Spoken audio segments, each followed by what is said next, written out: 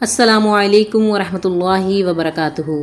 मुअज़्ज़िज़ नाज़रीन, सबसे पहले आप ये वीडियो मुलाहज़ा फरमाएं। ममालिक ने बाइकॉट कर दिया इसराइल के खिलाफ। जनरल असम्बली में रुकन ममालिक के एहतजाजन बाइकॉट और नितिन याहू की तकरीर के दौरान कई ममालिक के नुमाइंदे इजलास से चले गए। इसराइली वज़ीर आज़म नितिन याहू खिताब के लिए आया तो मुतादिद ममालिक ने बाइकॉट कर दिया। बाइकॉट करने वाले ममालिक में अरब और मुस्लिम ममालिक शामिल हैं।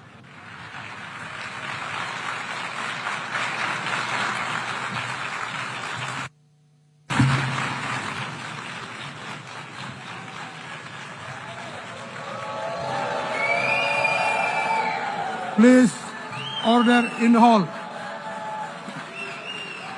Please order in the hall.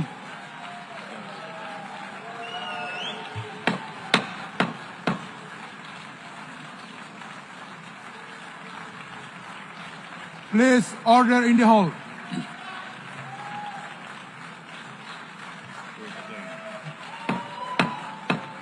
Please order in the hall.